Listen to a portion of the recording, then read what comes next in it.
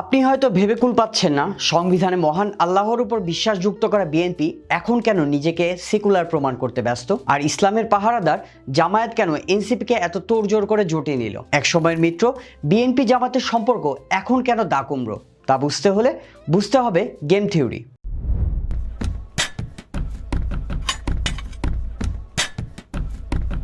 আজকের উই এক্সপ্লেনে আমরা দেখব 26-এর ইলেকশনে গেম থিওরি কিভাবে কাজ করে। ধরুন আপনি দাবা খেলছেন, মুভ দেওয়ার আগে আপনি ভাবেন ও যদি এই চাল দেয় আমি কি চাল দেব, আমার পিসগুলো কি ঠিক জায়গায় আছে। এই যে একজনের সিদ্ধান্ত আরেকজনের সিদ্ধান্তের উপর ডিপেন্ড করে, এই ইন্টারেকশনটাকে এক্সপ্লেন করে গেম থিওরি। মার্কেটিং থেকে সংসার সব জায়গায় আছে গেম থিওরি, আর নির্বাচন ওটা তো গ্র্যান্ড মাস্তি। 26-এর ইলেকশনকে যদি আমরা একটা গেম ধরি, এই বোর্ডে আছে 4 জন খেলোয়াড়।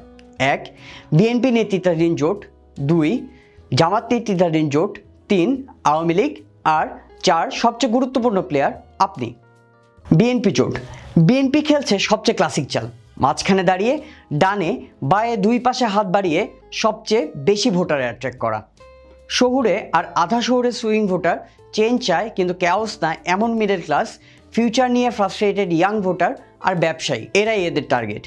বিএনপির বার্তা সিম্পল, আমরা চেঞ্জ আনবো কিন্তু ক্যাওস করব না। গেম থিওরিতে একে বলে মিডিয়ান ভোটার স্ট্র্যাটেজি, মানে মাঝখানে থেকে সর্বোচ্চ মানুষ অ্যাট্রাক্ট করা। প্লেয়ার 2 জামাত জোট, জামাত সবাইকে ধরতে চায় না, তাদের দরকার কম ভোট কিন্তু পাকা লোক। টার্গেট ধর্মভিত্তিক কোর ভোটার আর রাষ্ট্র থেকে নিজেকে বঞ্চিত মনে করা নিম্ন মধ্যবিত্ত।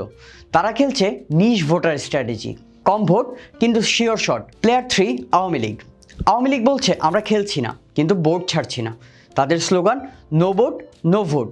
টার্গেট নিজেদের কোর সমর্থক ধরে রাখা আর ভোটের টার্ন আউট কমানো, যাতে প্রশ্ন ওঠে ইলেকশনটা আসলে কতটা লেজিট। আর প্লেয়ার 4 আপনাদের ভোট ভাগ হতে যাচ্ছে আলাদা আলাদা দলে। এটা বুঝতে আমাদের ইলেকশনটাকে একটা ছোট টেবিলে ফেলতে হবে, এর নাম পে অফ ম্যাট্রিক্স। ভয় পাওয়ার কিছু নেই, এটা মানে কে কোন চাল দিলে কার কত লাভ বা ক্ষতি। বোঝার সুবিধার্থে আমরা ভোটারদেরকে 6 ভাগে ভাগ করলাম: hardcore partisan, religious sentimental, middle class swing, young voter, vote বিমুখ ক্লান্ত ভোটার আর সুবিধাভাগী ভোটার।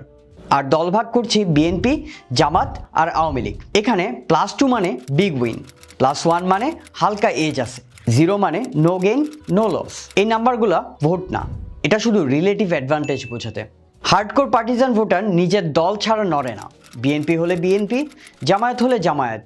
এখানে বিএনপি +2, জামায়াত +2, আওয়ামী লীগ +1, কারণ মাঠে না থেকেও তার প্রেজেন্স আছে। রিলিজিয়াস সেন্টিমেন্টাল ভোটার জামাতের ফার্স্ট চয়েস, বিএনপি এই ভোট টানতে চায় না বরং ভাগ করতে চায়। এখানে Jamaat +2, BNP +1। Middle class swing voter, এইটাই গেম চেঞ্জার। কে দেশ চালাতে পারবে এই প্রশ্নে তারা বিএনপির দিকে ঝুঁকে পড়ে। জামায়াত এই জোট ভাগ করতে চায়, তাই এনসিপিকে তাদের জোটে টানা। এখানে বিএনপি +2 আর জামায়াত +1। ভোট বিমুখ ক্লান্ত ভোটার সবাই একই বলে ভোটই দেয় না, এখানে কেউ জেতে না, কিন্তু লো টার্ন আউট আওয়ামী লীগের ন্যারেটিভকে হেল্প করে, তাই আওয়ামী লীগ +1। সুবিধাবাদী ভোটার যাকে মনে হয় ক্ষমতায় আসতে পারে সেদিকেই যায়। এই মুহূর্তে এখানে বিএনপি এগিয়ে, সব মিলিয়ে বিএনপি পায় 7, জামায়াত পায় 6, আওয়ামী লীগ পায় 2। কিন্তু গেম থিওরির চোখে 26-এর ইলেকশনে বিএনপি এগিয়ে। তবে 26-এর ইলেকশন কারো জন্যই হার না, এটা একটা উইন উইন গেম। সবাই বুঝে নিচ্ছে নিজের ভাগ, গুছিয়ে নিচ্ছে নিজের ভোট ব্যাংক। আপনার কি মতামত কমেন্টে জানান।